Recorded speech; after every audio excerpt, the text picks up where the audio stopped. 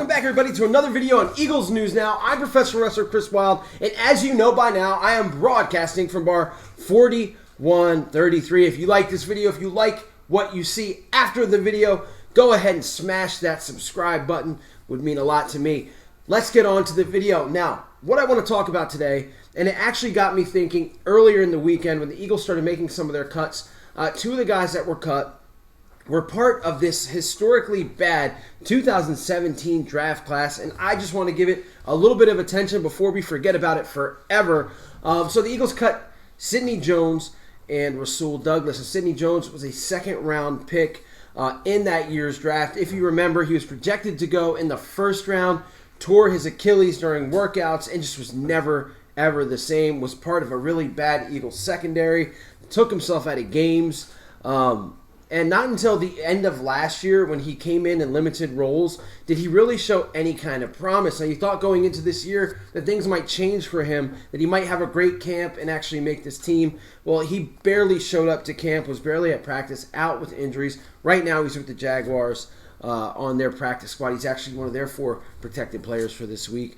And then Rasul Douglas, third-round pick. The guy, to me, was always a little bit too big to be a corner. Had more of a safety's body. Now, look, he played some good games, did some good things for us. I think he could still be a quality backup, but his act was wearing thin with the Philadelphia Eagles, especially at every highlight reel that you saw from camp. He was getting beaten by somebody, mostly these fast young rookies.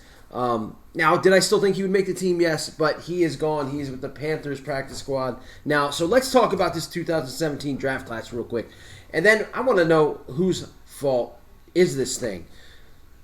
Who's to blame? Is it Howie Roseman, which he's catching all the flack for this? Or was it Joe Douglas? Because if you remember, and Joe Douglas is this acclaimed GM right now with the Jets. How much say did he have in this? I know they just signed a bust from last year, Clayton Thorson, so it seems like maybe he had something to do with that. Now, he was asked about this draft class, and he had a quote, which I'll post right now. I don't remember it off the top of my head. Sucks. Should be more prepared for that. But who's to blame for this? Now, let's go 1 to 6 here, as they had draft pick in every round except for the 7th round. First pick, Derrick Barnett. Not one of my favorite players. Will always remember the 2017 Super Bowl season. That sack on Case Keenum in the championship game, which Chris Long picked up the fumble. And then, of course, picking up Tom Brady's fumble in the Super Bowl. 2 great things. He'll be a part of history forever. But he's just always hurt. This guy has not lived up to being a first-round selection. And he comes picking with the 14th pick.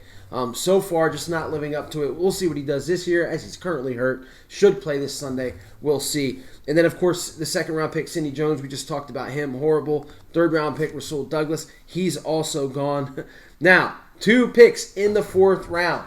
This 2017 draft was known for some great running backs, right? The Eagles waited till the 4th round. I mean, they were stacked with running backs in this thing. So the Eagles wait until the 4th round to pick. First, before they pick their running back, they pick Mack Hollins, wide receiver out of North Carolina. A guy who kind of seemed like he may turn into something.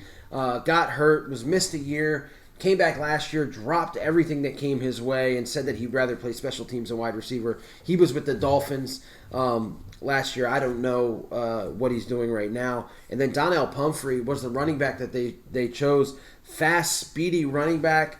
They were looking for him to be like the next Darren Sproles. Broke a bunch of college records. Didn't do anything in the pros, and didn't even look that good when he played for the XFL. He played for the Defenders. Donnell Pumphrey, he might be working at Walmart or somewhere. I don't think he's in the league right now. But what a bust there. So you go through those first 5 picks, and only one it remains next Derrick Barnett. So it's got to get better, right? I mean, they had to have hit on somebody else. Well, in the 5th round, they go to Shelton Gibson, another speedy wide receiver. This guy, as soon as he's pressed, he's done. I mean, he's not. He couldn't catch. The only way he was catching a ball is basically if nobody was around him. And he was fast, but he wasn't that fast. They re-signed him last year for a playoff game against Seattle. Drew an offensive pass interference call. That was it. I don't know where he is right now or if he's playing football. And then after him, they select the only other guy to still be on the Eagles from this class, and that's Nate Gary, who's linebacker. We know him as the White Snake, right? He's an okay guy, okay player. Borderline starter to me. Look, he's not my cup of tea. I've never really got really excited about Nate Gary, but he's still on the team, and he's going to start a very weak set of Eagles linebackers as it looks. And then the last pick, defensive tackle Elijah Qualls, is another guy that just didn't do anything in the pros. Went to the XFL, looked better than Donnell Pumphrey did. They played for the same team, the Defenders, but that was it. So you got 8 picks and only 2 remain. That's pretty bad. And look, I know I didn't start this to make some like truly negative video, but the Eagles got to do better. They really have to do better than this. Just a couple years removed, and you only have 2 guys that are starters, and that really aren't that great. I mean, there's still hope for Derrick Barnett. We'll see. But this was just painfully bad. Howie had something to do with it.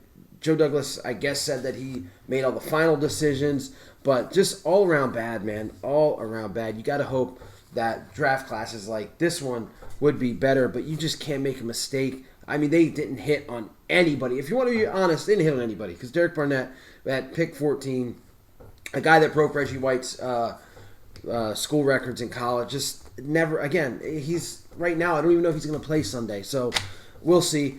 But a lot of promise for this year's draft class. On a positive note, hopefully they hit on some of these guys. And some of these guys at camp are already looking better than the guys that I just talked about.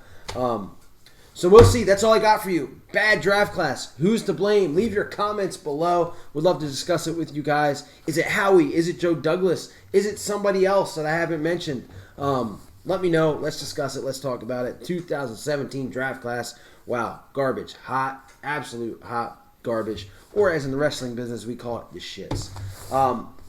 Again, I'll be truly active this week as we're just 5 days away from the Eagles game on Sunday.